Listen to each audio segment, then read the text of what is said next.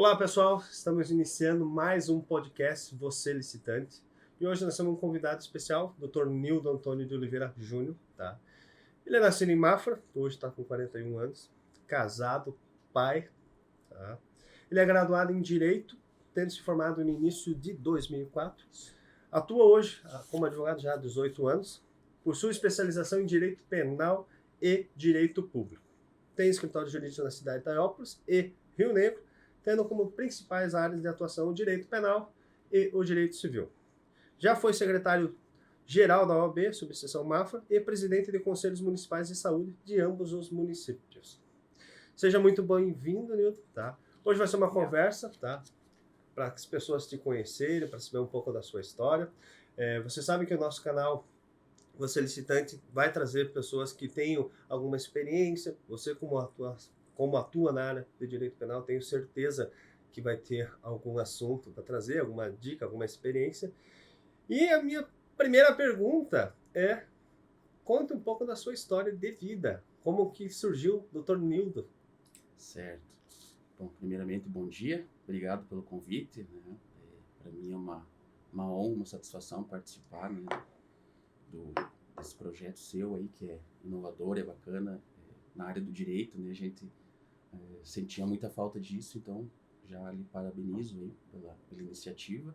Desejo sucesso, né, também. E, bom, eu nasci em Mafra, né? Como você disse ali, nasci em Mafra, aqui ao lado, e acabei vindo por obra do destino parar em Itaiópolis, morar em Itaiópolis, né? Cidade que eu abracei, já moro aqui, vamos fazer 6 anos.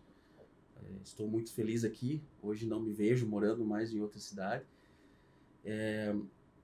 Comecei estudando em Itajaí, né, na Univale, e aí abri o curso de Direito na cidade de Mafra, e não iniciei, acabei voltando para a região, né, para morar em Mafra. Me formei então em 2004, antes mesmo da formatura eu já havia passado no exame da ordem e comecei a advogar já também no início de 2004, né, assim que eu formei já consegui pegar minha carteirinha e advogo aí há 18 anos.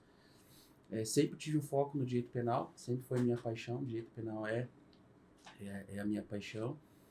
E como eu fiz especialização em direito público, eu acabei também migrando para essa área aí de fazer muitas defesas, porque acaba casando, né? Principalmente na área de licitações, né? Então acaba, muitas vezes os agentes públicos não são responsabilizados só no âmbito administrativo, civil, mas também no âmbito criminal, né? Porque existem os crimes, né, previsto aí agora tem a nova lei, né, que trata dessa questão, que foi incluído no Código Penal, que antes era na lei de licitações. Então, já fiz algumas defesas aí nesse sentido, né, e trabalho aí nessa área que é a minha paixão, né, o direito é a minha paixão, o direito penal mais ainda. Você havia me comentado que também morou em São Paulo quando era pequeno? Na verdade, a minha família, ela vem de lá, né, a minha família, ela é por parte do meu avô, né, então são todos lá de São Paulo. Ainda tenho tios, avós vivos ainda, meu avô já, não, infelizmente já não está mais entre nós, mas os tios, avós ainda moram todos lá, né? Então a gente tem que estar visitando eles lá também. A família, a base da família é de lá, né? Por isso essa raiz são paulina que nós temos também, né? A próxima pergunta eu ia falar, qual que é o teu time de futebol? Isso. Só para deixar registrado que é um baita time, hein? Exatamente, né? Pena que nós não temos título agora, né? Mas recente, né? Recente, vamos lá, quem sabe volta, né? Então por isso eu tenho essa base, né? Que vem da família por parte do meu avô, né? E aí eles acabaram vindo para o sul aí e estamos aí. Nós já nascemos aqui, né? Os mais novos da família, vamos dizer assim, então já nascemos aqui para o sul. Mas a base da família é em São Paulo. Né? E o direito? Porque assim, todo mundo tem aquela história, olha, eu era criança, eu queria fazer direito. Eu não sei o quê. E esses dias, né, eu vou contar a minha história. Eu falei, olha, quando eu era pequeno eu assisti uma novela chamada A Usurpadora. Talvez você não... Sim. E eu, né, esses dias tava passando reprise na Globoplay, e daí tinha um advogado, eu falei, cara, eu não sei não se não tá aí o meu negócio do direito, porque eu não tenho uma justificativa. Eu sempre falava em direito, mas eu não me recordo o porquê. Aí eu falei, puta, quer ver que nessa novela eu gostei da atuação e tal? Aí, ó, furo. Mas tem alguma história que você lembra, assim? Tem. Na verdade, até engraçado, porque o direito não era, né, o meu foco, né? Ali na época do antigo segundo grau, né, a gente ainda desse tempo, eu estudava muito pensando sempre na medicina. Eu sempre quis fazer medicina, estudava para isso, me preparei para isso. E um professor de história, né, ele começou a olhar para mim e dizer, mas, poxa, você tem mais um pé nas humanas, você vai bem em história, você gosta disso e, né, você tem essa parte da antropologia muito estudada, você gosta disso e será que é o caminho? Não que ele disse faça, mas começou a me alertar que talvez eu tivesse que ver outros horizontes, ter outras possibilidades, e eu acabei me aprofundando mais e aí surgiu o direito, né, como uma possibilidade de um curso superior. E aí eu resolvi mudar totalmente o foco, fui para o direito e foi sim paixão à primeira vista. Eu, quando comecei a universidade, comecei a estudar o direito, eu só tive a certeza de que eu escolhi o curso certo para aquilo que era mais compatível com o que eu gostava de estudar, né? Você veja só, você havia comentado que um professor teu havia indicado, tinha te orientado. E agora uma opinião sua. Você acha que as nossas escolas, né, deveriam ser mais preparadas para tentar direcionar as pessoas, ainda mais nesse mundo moderno? Eu penso que sim, né? Eu não sei, eu já estou fora dos bancos escolares, né, há muito tempo, mas até na nossa época existiam feiras de profissões, onde você tinha lá as opções de profissão que você podia escolher, né? Aquilo que te apaixonava mais, você conhecia mais sobre cada área, humanas, biológicas, né? Então existia mais esse incentivo, vamos dizer assim. Hoje pelo menos eu não vejo muito isso. Apesar de que eu tenho uma opinião talvez um tanto quanto particular com relação a isso. Eu acho que hoje, por exemplo, eu tive essa decisão com 17 anos, né? Que é onde você está ali na terceira série e vai decidir qual curso. Ainda, exatamente, é isso que eu ia nesse ponto que eu ia chegar. Então eu acho que é muito cedo para você tomar, às vezes, essa decisão. Hoje a gente vê até profissionais do direito, pessoas que já tiveram uma experiência profissional em outras áreas e aí vêm para o direito, e a gente tem visto até profissionais melhores, porque já tem uma certa experiência de vida, já tem a sua vivência, porque o direito, ele nos exige isso também. A gente tem que ter, né, as pessoas talvez não tenham ainda essa noção, quem é de fora do direito, mas o direito, ele trabalha com vidas também, trabalha com a vida das pessoas. Então a gente tem visto esses profissionais que muitas vezes vêm já com essa bagagem de vida, já com um passo à frente, né? Então eu acho que é muito cedo. Eu tomei essa decisão com 17 anos, mas talvez, né, o caminho também é você comentou que viver um pouco. Que as pessoas não têm noção, né, como é a vida do advogado e olha, é complicado, né? Você atende um cliente, você atende um empresário e às vezes ele está numa situação complicadíssima, né? E às vezes ainda você faz um preço, você, né, coloca a tua possibilidade de ajudá-lo, né? E eu já peguei situações e falo assim, mas eu vou ter que gastar com isso. Às vezes eu fico me perguntando, mas quem que se meteu na enrascada? Quem que tá precisando? Sou eu ou ele? E às vezes te colocam como participe, né? Sim. Tá, mas vou ter que fazer a defesa de graça para ver o que acontece, né? Mas esse é um problema que acontece. Esses dias eu vi um vídeo sobre essa realidade de colocar realmente, né, profissionais, tentar direcionar mais o aluno, né?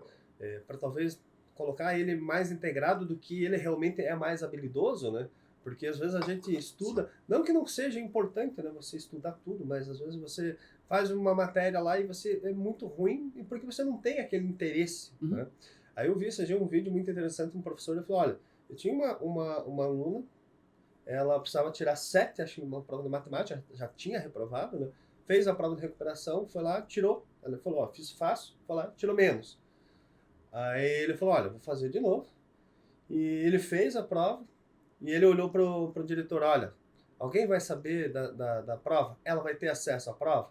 Não. Quanto ela precisa passar? 7. Deu 7 e ó, tchau. E ele falou o seguinte, olha, depois disso ela passou em primeiro lugar na PUC, no curso de psicologia, que não tinha nada a ver, né?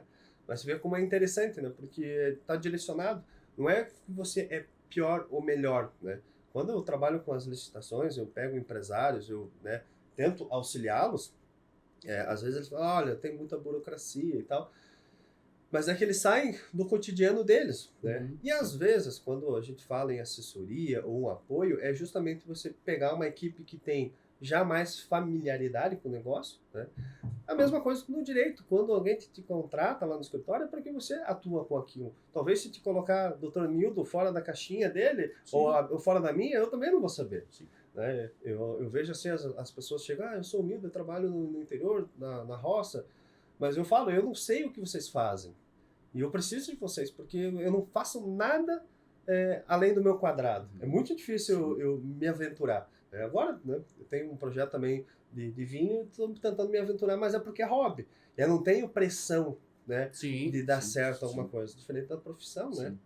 O que até, pegando esse gancho, né, Kleber, a cidade pequena ela tem uma diferença da cidade grande com relação ao profissional do direito. Uma cidade grande, você necessariamente tem que abrir um escritório especializado em alguma área do direito, né? Porque senão você não consegue sobreviver nesse meio, né? Então você precisa ser um especialista para ter aquele público-alvo. E na cidade menor, isso já é o contrário, né? Se você especializar talvez só numa área, talvez na nossa região aí ainda a trabalhista e a previdenciária são áreas que talvez um escritório que trabalhe só com isso, ele se sustenta, ele tem a clientela, como a gente tem aqui, né, nas cidades aí, tem especialistas nessa área, escritórios especializados nessas áreas. Mas, de um modo geral, normalmente é como diz o advogado clínico geral, né? Você faço família, faço civil, faço penal, acaba fazendo de tudo um pouco. Isso é bom para o profissional, porque ele também está sempre ambientado com um pouco de cada área do direito, né? Ele não vamos dizer assim, não enferruja em determinada área, mas também é importante que tenha uma especialização, né? Então, muitas vezes existem casos e casos, existem casos mais simples, mas tem casos que são mais complexos, né? E aí demandaria um profissional especializado naquela área. Então é importante também esse incentivo para que seja especializado. E na área da licitação também, especialmente, porque é uma área extremamente técnica. E como você falou que os empresários saem, né, do seu dia a dia, do seu cotidiano, também porque uma venda pública, né, eles trabalham com a venda pública ela é diferente da venda privada. Existem inúmeras regras, né, que fazem com que o empresário se sujeite àquilo ali, né, para atender aos editais, enfim, e ainda tem que ter muito cuidado, né, porque todo mundo que é envolvido nessa cadeia da venda pública, se não fizer corretamente, pode ser responsabilizado. Inclusive o particular, não é só o agente público que pode ser responsabilizado, né, criminalmente. O particular também. Então tem que ter muito esse cuidado. Né? Você estava comentando ali, eu já estava lembrando. Né? Hoje, os empresários entram na licitação, principalmente os sérios, eles cuidam muito. Tá? As regras, né? Para quem está ouvindo aqui, as regras da licitação são feitas justamente para os ruins. Por isso que tem tanta regra. Se você tivesse só profissionais, né, empresários, profissionais liberais que querem prestar um serviço adequado, naturalmente não ia ter tanta regra. Né? Se tem tanta burocracia hoje no nosso país, é porque sempre tem algum malandro. Né? Na verdade, isso serve para todas, né, as áreas. Né? Então, assim, eu vejo que sempre tenta, agora tem a nova lei de licitação, e mesmo assim tenta se coibir muita coisa para justamente, tenta dar uma celeridade, né, ver o que funcionou na prática da lei, mas agora tem uma nova lei e pode ser que tenha situações ali dentro que não vão funcionar. Né? O que é muito importante, você havia reforçado aqui, tanto na velha quanto na nova, ele fala que o gestor, o empresário, ele vai responder quando tiver algum erro grosseiro na licitação. Por exemplo, fez uma contratação direta com o poder público. Você sabe que o teu preço ofertado está 10 vezes acima do mercado. Você acha que você não vai ser responsabilizado se o Ministério Público investigar, se o Tribunal de Contas investigar? Você vai, eu costumo dizer, vai pro balaio junto. Exatamente. Né?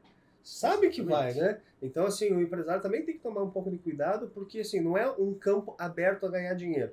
E, pelo contrário, quando você participa de licitação, às vezes é preço, preço, preço, preço. Há algumas situações que, de fato, o cara consegue ganhar um pouquinho mais de lucro.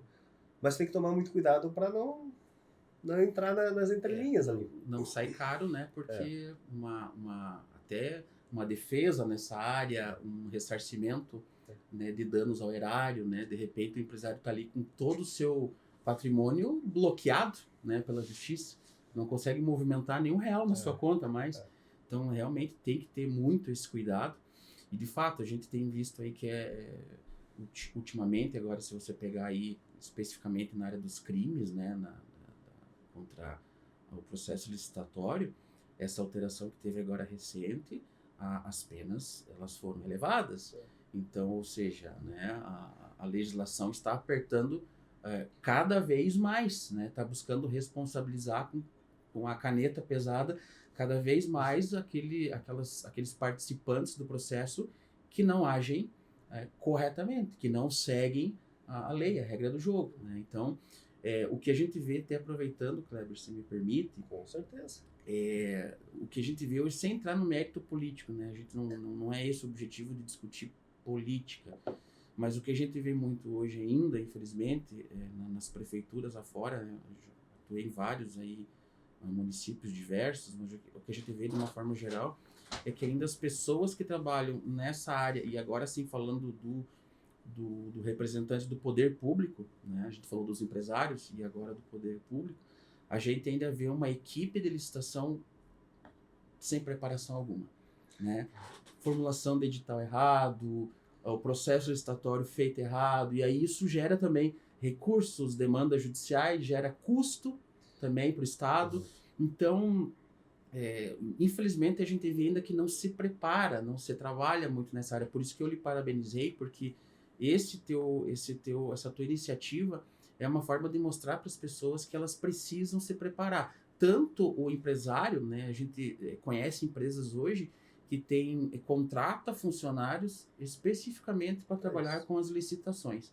E hoje, com a licitação online, né, isso facilita. Hoje você pode participar de licitação em qualquer lugar, né? Estado, região. Então as empresas elas já estão tendo essa visão de investir em profissionais, né, preparados para isso. Mas, infelizmente, claro que não generalizar, mas a maioria ainda do poder público, principalmente o municipal, né? A gente falando municipal, o estadual e federal até já existe essa preparação melhor. Mas o municipal a gente ainda vê que tem muito a desejar nesse sentido, né? Agora, eu vou aproveitar esse gancho porque olha que interessante. Justamente pensando nisso, nessa falta de profissionalização, a nova lei ela traz agora agente de contratação, tá? E ela possibilita, né, que o gestor público se faça utilizar por comissão, né? Tanto contratando fora do município, olha, eu vou contratar o Dr. Nildo porque ele é um especialista aqui e eu vou fazer uma licitação e que eu vou precisar de uma área técnica mais voltada. E eu vou contratar ele para fazer parte da comissão, para auxiliar, dando pareceres, né, nesse ramo específico. Olha, eu tenho uma licitação de engenharia, vou contratar alguém especialista na área de estrutura, tá? Ou de contenção de barragem, algo que você não tem dentro de uma prefeitura, porque eu vou fazer uma licitação muito grande, que eu vou contratar alguém para fazer. Mas eu preciso de alguém que também me dê auxílio. E a nova lei, ela trata tanto de profissionalização do setor, de quem vai participar da comissão. Então, assim, a figura de ter gente desqualificada vai se dar preferência para agentes permanentes, ou seja, aqueles efetivos, ou o empregado público, ou seja, agentes permanentes, servidores que estão ali no órgão, que têm capacidade. Possivelmente a organização, depois dando uma gratificação ou outra, vai vir, né? Mas o que dá para sentir na lei que realmente quer a profissionalização desse pessoal para que a licitação ocorra de maneira mais profissional. E agora eu vou aproveitar um gancho, porque a anterior, eu falo anterior, mas ainda estamos na 866, tá? Ela ainda está vigente. E ainda para alguns municípios, até abaixo de 20 mil habitantes, ela ainda vai continuar sendo aplicada em algumas coisas. Geralmente o pregoeiro, a comissão, cai de paraquedas lá.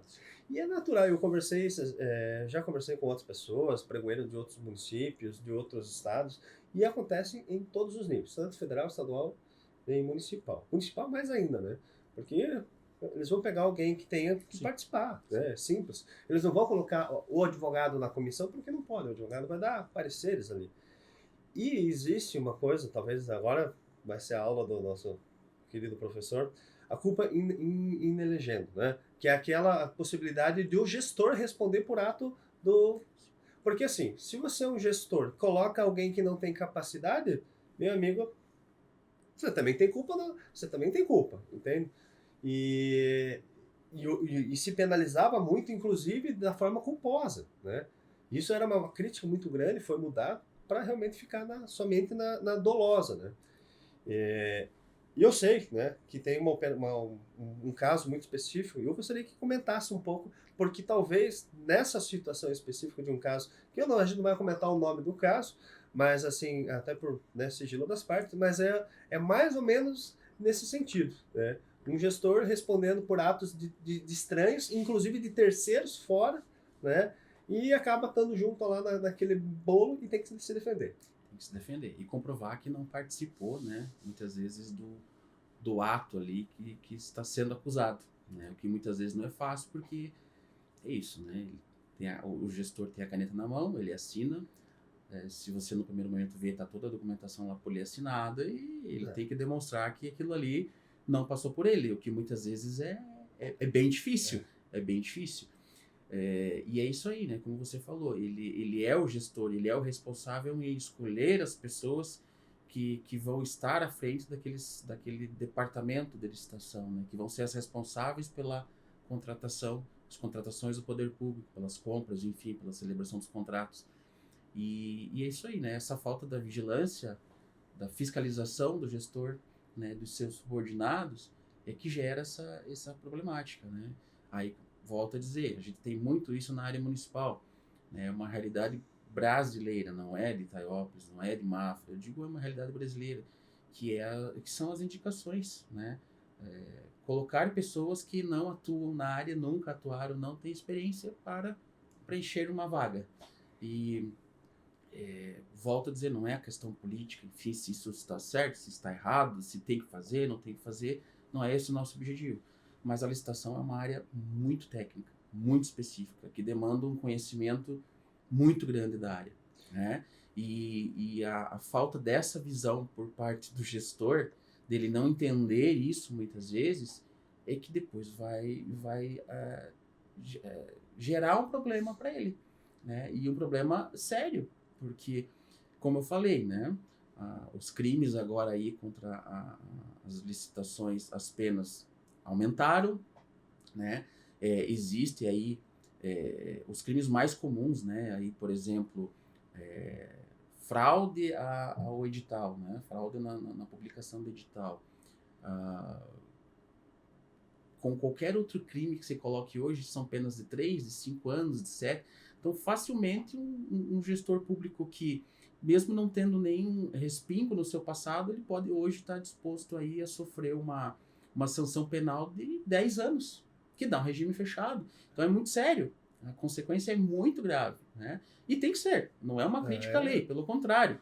Tem que ser, né? O gestor irresponsável, o gestor corrupto, ele precisa ser punido. Ele e toda essa cadeia de pessoas que o auxiliam nessa prática, né? Reprovável, porque infelizmente a grande parte hoje dos crimes de corrupção, elas estão nesse meio da licitação. É o caminho ainda mais, infelizmente, utilizado para se praticar esse tipo de crime, né? Então, claro, eu já fiz várias defesas, obviamente a gente não pode entrar em detalhes nem nomes por questões éticas, mas a gente já fez muitas defesas realmente de gestores e até de particulares que, por uma falta de conhecimento e por não vigiar os seus, os seus subordinados, acabaram respondendo a processos.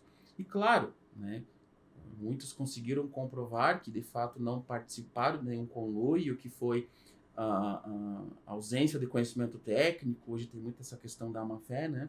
Tanto que agora teve uma alteração também reconhecendo dos crimes contra a administração pública e até da lei de responsabilidade, de que você não tendo a má-fé comprovada, caminha para esse lado da absolvição. Antes mesmo dessa alteração de lei, há 10 anos atrás, já fiz defesas nesse sentido, né? Não na área da licitação específica, mas, por exemplo, o gestor que aplica uma verba destinada a uma determinada obra, função, ele aplica em outra, porque entendeu que naquele momento havia uma verba para a saúde, ele aplicou lá numa estrada, porque entendeu que a saúde estava ok e precisava arrumar uma estrada lá. Isso é desvio de finalidade, né, da verba pública. Eu já consegui lá atrás, a gente já vinha fazendo defesa, seguindo, claro, que a jurisprudência entendia, de que não tendo a má-fé e não tendo prejuízo ao erário, foi destinado dinheiro para o município, não foi desviado por ninguém, só foi desviada a finalidade da verba. A gente já trabalhava nessa linha de não ter a má-fé, né, sendo absolvendo essas pessoas. O problema, a gente que atua na área, é às vezes, sabendo que tem um conjunto de decisões já favoráveis, né? A gente sempre trabalha com isso, precedentes, né? Vocês olham nos seriados, os precedentes e tal, e nós também temos nossos precedentes. Exato. O problema é que você tem que levar muita sorte de aquele precedente ser aplicável, porque parece que no Brasil é um oba-oba às vezes, né? Você tem um precedente e é para ser seguido, mas você tem vários juízes e várias cadeias acima, né? Tanto o tribunal como o tribunal superiores tribunais, eles às vezes não aplicam. E às vezes você tem que levar sorte de cair naquele lugar para você ter uma absolvição. E você fica, né, com aquela expectativa. Não, vai dar certo porque tem esse caminho. Você trabalha uma defesa toda nesse sentido, chega lá, às vezes eles aplicam diferente. Né? E a alteração agora da lei de improbidade vai ajudar muito. Porque é o seguinte, né? Quando se coloca um gestor público, ele vem totalmente sem experiência, né? E se pressupõe na democracia que você vai colocar alguém do povo. E esse alguém do povo, ele não é obrigatório que ele entenda, que ele tenha formação. A gente vê muito, né? O pessoal falando, porque tem que ter no mínimo faculdade e tal. E eu discordo, porque assim, você pode ter uma faculdade de engenharia química, você não vai entrar dentro do poder público, você não vai entender nada. E você vai cometer os mesmos erros.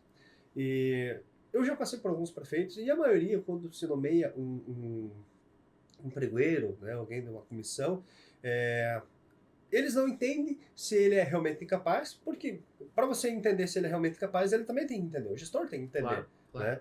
É diferente de eu nomear alguém, porque assim, eu sei se ele entende ou não, porque eu trabalho na área. Né? E ele acaba nomeando alguém de confiança, por quê? Porque ele não quer que cometa algum erro. Né? Só que essa pessoa de confiança, às vezes, leva ele pro buraco, porque ele não entende nada. Né? Até assim, como eu comentei, dessa questão de colocar pessoas, né, que o gestor coloca pessoas. É claro que o cargo de confiança, como o próprio nome já diz, é alguém de confiança, óbvio, né? Se você vai indicar alguém para um cargo, a tendência é que você indique alguém de sua confiança. Então, não é uma crítica ao cargo ser de confiança, mas além da confiança, o outro requisito deveria ser conhecimento técnico, né? Confiança e conhecimento técnico. Aí nós teríamos esses profissionais muito melhores, né? Preparados para atuar nessa área. Então, agora esse seria o caminho. Agora os tribunais de contas vão ser obrigatórios, inclusive, a fornecer cursos para o pessoal se capacitar. Porque o gestor público não pode ficar respondendo assim a reveria, né? Que é algo que acontecia. E querendo ou não, se ele entra e não tem conhecimento técnico suficiente, e assim, desculpa, a maioria não vai ter. Olha, para entender um pouco de licitação, para entender, olha, tem que ser, realmente tem que estar muito focado. Porque se eu não tivesse passado por uma experiência pública, eu jamais talvez pegaria a licitação. Né? Então, é humanamente impossível você conhecer de tudo. E agora o gestor público ser responsável por nomear alguém que cometeu um erro às vezes, mas assim, um erro que não é por má fé, ele não queria produzir aquele erro. Porque a maioria das pessoas não bate um carro querendo.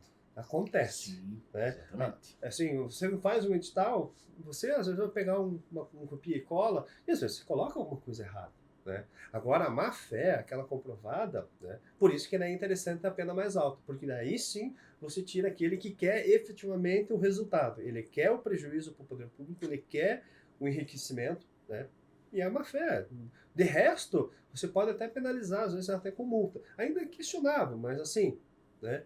Pelo menos para dar um efeito de sanção, né? Essa história do copiar, né? Copiar e colar é interessante, porque assim, claro, aquilo que é bem feito, aquilo que é bom, eu partilho da opinião que você pode utilizar aquilo, né? Pega um edital lá, falando especificamente da licitação, você pega um edital lá que é bem feito, você pode copiá-lo e fazê-lo, né?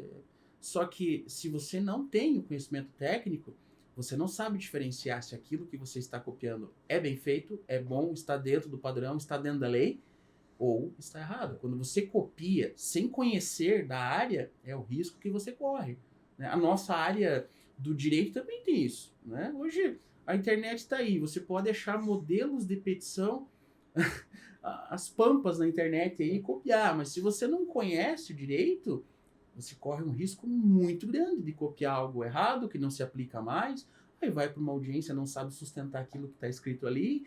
Então tem que ter muito cuidado com esse copia e cola. Dá para copiar, né? Dá para você utilizar aquilo que é bom, mas tem que ter o conhecimento técnico para saber diferenciar se aquilo de fato é bom, e aí voltando para a área então da licitação, se aquilo está atendendo à legislação ou não, né? E é um erro que a gente vê muito hoje. Realmente, você copiar o edital, né? Os profissionais copiam esse edital de outros municípios, de outras esferas do poder público, copiam e muitas vezes copiam coisas erradas e até ilegais, né? Que a gente sabe que existe, acontece, né? O edital muitas vezes tem coisas grotescas dentro dos editais. Então, esse é o problema do copia e cola, né? Você falou em, né, petição e tudo. Petição, tá? Só para quem não está ouvindo, é um termo técnico que a gente utiliza, né, só para uma folha descrito o que você quer. E na licitação a gente tem o pedido de informação, né, um pedido de esclarecimento, a impugnação, o recurso. E aqui, para quem está nos ouvindo, minha pergunta, vale a pena focar numa peça mais curta e mais objetiva? Porque assim, ó, não é obrigatório você ser formado na área para fazer uma impugnação. Então, assim, partindo da lógica que é o empresário que está fazendo, o que vale mais? Falar objetivamente a insurgência ou tentar florear, ficar copiando sem saber? Então, a questão do se socorrer de um profissional, não. Acho que essa é a primeira questão, né? A gente sabe que, como você mesmo disse, né, nessa situação do recurso administrativo ali, você não precisa necessariamente contratar um advogado para fazê-lo, né? A não ser quando chega na esfera judicial, mas administrativamente não precisa. Puxando um pouquinho para só para o pessoal que está assistindo entender também. Da entrada no benefício da INSS, né? Também você não precisa contratar um advogado para isso. Uma defesa de um recurso de multa de trânsito, você também não precisa contratar necessariamente um advogado ou uma advogada para isso. Mas é sempre importante que você busque esses caminhos por meio de um profissional de confiança, porque aí você já começa a preparar. O que a gente vê na nossa área muitas vezes, né, Kleber, e você também como profissional que já atua bastante tempo na área do direito, vai poder confirmar isso.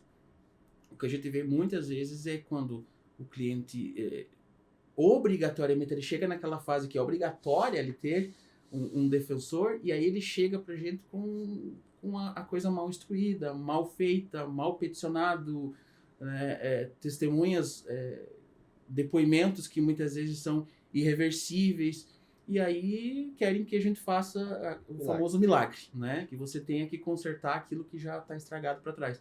E nem sempre é possível. Então, voltamos mais um pouco ainda. O que não se pensa muito hoje também é no preventivo. É você prevenir o litígio. É evitar que se chegue, né? Como que... A questão do recurso de edital, por exemplo, é uma coisa que foge do empresário, porque é uma falha do edital. Ele vai ter que fazer lá um recurso. Mas, às vezes, por uma falha da sua equipe na preparação ali da documentação, por exemplo, para participar do processo licitatório, por essa ausência de um profissional da área que vá dar esse suporte, que vá dar essa assessoria na área de licitação para ele, né, muitas vezes ele vai ter que fazer o recurso, vai ter que se socorrer ao judiciário, quando ele nem precisaria se tivesse já bem encaminhado a sua preparação para aquele processo licitatório. Então, né, como a gente sabe que a atividade empresarial ela foca muito no custo da operação, seria até uma economia, né? Então, o empresário também precisa começar a enxergar nisso, né? Que investir numa assessoria, investir numa advocacia preventiva, isso serve para todas as áreas. Investir nisso evita litígio, que também ele traz custos na operação, né? Então, essa é uma tendência hoje, né? Você trabalhar com direito preventivo, seja na área de licitação, na área do trabalho, né? A gente vê ainda empresas que exclusivamente só tem o RH, não tem uma assessoria jurídica, né, preventiva muitas vezes. Então eu já fiz esse tipo de trabalho também. Isso dá muito resultado. Você consegue diminuir as demandas trabalhistas, você consegue, quando existe a demanda, diminuir o valor dos acordos ou as condenações. Então, é tudo preventivo. É mais ou menos como aquela história do seguro. Eu prefiro pagar seguro e nunca usar do que precisar e não ter. Precisar e não ter. Exato. Né? E eu tenho casos, né, no escritório, né, de situações, bateu e tal, e um prejuízo de 300 mil. E daí faz o quê? O cara não tem seguro, então tem que se defender, ou seja, se ele corre o risco de pagar muito mais do que tivesse feito seguro. Então, tudo isso serve só para realmente dar mais tranquilidade, né? É que nem o Unimed, você paga o Unimed, um plano de saúde, você só não quer usar ele. Né? Você tem, né? Se precisar, tá lá, uma segurança. Né? Se você trabalhar nesse aspecto, o advogado seria isso, né? Faz um seguro. Também. E para responder, então, a tua pergunta, você disse seria melhor ser objetivo na petição, ir direto ao ponto, ou colocar bastante coisas. Claro que isso depende muito. Cada profissional tem o seu jeito peculiar, né, de trabalhar, tem profissional que gosta de colocar bastante fundamentação, bastante doutrina, bastante jurisprudência, enfim. Tem profissionais que já preferem ser mais objetivos, isso é muito subjetivo, né? Mas a tendência que a gente vê hoje, até do próprio judiciário, é você procurar realmente ser mais objetivo e ir direto ao ponto, né? O judiciário já, até por uma razão que eu dou razão a eles, né, por uma questão lógica, pela quantidade de processos que tem hoje correndo no Poder Judiciário, né, pela celeridade que também precisa ser dada, o judiciário precisa realmente trabalhar com essa questão mais objetiva, né? Tentar perder menos tempo na leitura, ser mais objetivo. Então, claro que isso não é cercear, acho que o advogado tem a liberdade para escrever o que ele achar necessário, né, na defesa do interesse do seu cliente, né? Ele tem que ter essa liberdade, mas dá para ser também objetivo e procurar ir direto ao ponto. Né? Eu vejo muito, né? Principalmente quando atuava, né? E a gente sabe que o Poder Judiciário é assim também, e não tem como culpar, porque o volume de processo, quanto mais desumano, né? Quanto mais uma peça mais concisa, você tende a ter um pouquinho mais de resultado. E a mesma coisa quando chegava lá, porque às vezes se copia muito, né? E não se entende a ordem, né? Às vezes a pessoa está pegando, acha bonito, vai colocando, mas isso não para quem já atua muito na área, às vezes não, porque o teu recurso vai subir para alguém que entende, né? Então você tem que tomar muito cuidado só para não um pouco passar uma falsa impressão que sabe e na verdade não sabe, né? Você está colocando muita coisa. Então, obviamente que para recursos, e assim, os valores em licitações são muito altos. Às vezes a pessoa, não vou pagar, mas quando vai ver uma licitação de 2, 3, 4 milhões, Exatamente. E daí perde. 3, 4 milhões de contrato no ano. Às vezes você participa de licitação 200, 300, 400 mil de contrato no ano. Você veja só, você já pensou nós, como advogados, já termos a previsão de 400 mil de faturamento no ano? Que beleza. E assim, pena que na nossa área não tem tanto. Apesar de que na área jurídica, eu já falo para os advogados, vai aumentar muito, muito, porque agora vai ter essa possibilidade de inexigibilidade, essa contratação direta de profissionais. E você não vai precisar colocar aquela notória especialização. Antes você ficava, mas o que é notório, né? Tem escrito muitos livros. Não, hoje você vai conseguir... É subjetivo, na verdade. Você vai conseguir contratar um profissional, né? Que, olha, o Dr. Nildo trabalha muito em direito penal. A gente sabe, já tem 18 anos, e ele consegue satisfazer o objeto. E é isso que hoje você vai buscar. Que é aquele que satisfaça o objeto de forma clara. Não precisa você focar em alguém que tem livro. Tem gente que tem um conhecimento específico brilhante e não tem livro. Né? E veja só, não sei se o doutor já escreveu um livro, mas eu até penso, mas é muito tempo para você escrever. Sim. E a informação hoje, né, a gente está concorrendo com informação muito rápida, né, tanto concurso como informação, são informações rápidas, você não consegue mais se prender. Você veja só, eu tenho um livro aqui, trabalhe 4 horas por semana, estou lendo ele, mas é só para entender como a visão de tudo e como esses best-sellers estão vendendo justamente para atingir um público que quer informação rápida. Sim. Né? E hoje é assim, né? Hoje é o imediatismo, a gente vive na era do imediato. Né? As pessoas querem tudo para ontem, né? E o direito tem essa problemática, vamos dizer assim, né? Nossa área, ela nem sempre os resultados eles são imediatos, né? Tem processos que, por uma questão lógica, exigem uma resposta rápida, e existem as previsões de lei das medidas cautelares, antecipação de tutela, enfim, porque a situação exige uma resposta imediata por parte do Poder Judiciário. Mas tem muitas situações que não se encaixam nessas possibilidades. E as pessoas estão hoje num nível de exigência pelo rápido muito grande, né? Muito. Claro que a gente precisa se adaptar a isso e tentar dar essa resposta o mais rápido possível, mas nem sempre até porque a gente sempre explica para os clientes, né? Existem prazos, né? E os prazos não são só nossos, existem prazos das outras partes que a gente não tem o que fazer a não ser aguardar o prazo. Então, você falou muito difícil isso. Esse imediatismo não é... Eu vejo agora também atuando, né, com a empresa em licitações e também agora, né, com alguns alunos, como eles têm esse anseio de ser imediato. Quando somos contratados para prestar uma assessoria, por exemplo, para empresas, eles acreditam que no primeiro mês ou no outro dia está vencendo uma licitação. E, olha, eu brinco, é de 1 a 6 meses para você começar a pensar em organizar a documentação. Porque primeiro você organiza, depois você encontra a licitação, vê se aquela se encaixa com você. Às vezes ela não se encaixa, depois quando você conseguiu participar de uma, você perdeu. E daí você deu aquele... A pessoa, opa, acho que não é, a licitação não é comigo. Olha, às vezes você vai participar de 10 para levar uma. Sim. Porque é normal. Sim. Mas assim, todo mundo está nesse âmago de conseguir aquele resultado imediato. Isso é um problema. Principalmente nas áreas técnicas.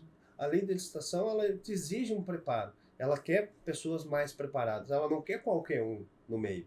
Porque senão, se não tivesse um procedimento, uma lei, ela ia contratar qualquer um. E daí, nós nem precisaríamos nem estar estudando. É a mesma coisa no direito, né? Se todo mundo conseguisse resolver a sua própria maneira, nós ia estar fazendo outra coisa. Exatamente. Né? Exatamente. E essa questão do resultado imediato, né? As gerações atuais, elas talvez não conseguem ter essa visão ainda de que todo resultado, ele é um trabalho de muito tempo de investimento, aí depende de cada área, mas investimento financeiro, investimento de tempo, de leitura, de estudo, de estrutura, investir numa estrutura, enfim, uma série de fatores, claro que aí depende de cada área específica. Mas tudo é investimento, tudo é tempo, né? É amadurecer as coisas, você também amadurecer enquanto profissional, né? Então, hoje em dia, a impressão que você tem é que as pessoas não têm essa visão de que tem que ter esse tempo de maturação, né? Tudo existe um tempo de maturação, em qualquer área. Então, não existe resultado imediato, eu brinco, né? Resultado imediato talvez seja da Mega Sena, você vai ali, joga, já sai o resultado e tá lá o resultado, né? Mas na área profissional, nessas situações, você tem que ter esse tempo. Então, infelizmente, a gente se depara muito com isso, né? Na assessoria jurídica, e aí sim, na parte preventiva, na assessoria também existe essa problemática, né? Que é você ter os clientes pensando que o resultado vai começar a aparecer imediatamente, né? Então, como você trabalha na assessoria no processo licitatório e relatou essa situação de que os clientes acham que já vão estar vencendo uma licitação na semana que vem, né? Daqui a um mês, a gente tem também, principalmente na área do direito do trabalho, né? De empresas que tem que fazer um investimento, muitas vezes, na própria estrutura da empresa. Mudar, às vezes, um setor,